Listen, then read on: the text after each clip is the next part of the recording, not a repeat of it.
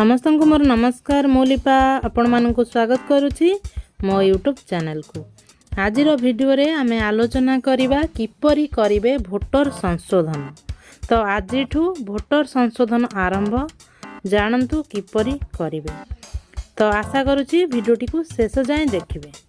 ओडिशा मुख्य निर्वाचन अधिकारी सूचना अनुसार नूतन भोटर भावे भोट तालिका रे नाम पंजीकरण किंबा संशोधन करने स्वतंत्र अभियान आरंभ होइछि। एही अभियान आज सकाळ 10 रु संध्या 5 जाए चलिबो। इच्छुक व्यक्ति माने सेमानकर भोटर तालिका रे संशोधन किंबा भोटर तालिका रे नूतन भाव रे नाम पंजीकरण निकटस्थ बूथ स्तरीय अधिकारी पाखरे आसंता 28 तारीख पर्यंत करि परिबे। तो भोटर वेबसाइट रे ऑनलाइन जरिया रे मध्य एही व्यवस्था उपलब्ध अछि।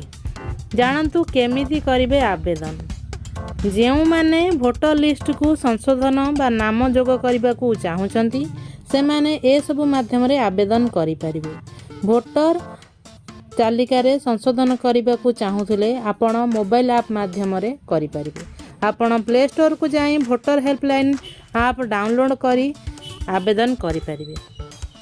आपण ऑनलाइन में मध्य एही आवेदन करि परिबे। सेथि पई www.voterportal.ed.gov.in रे लॉगिन करी आवेदन करि परिबे।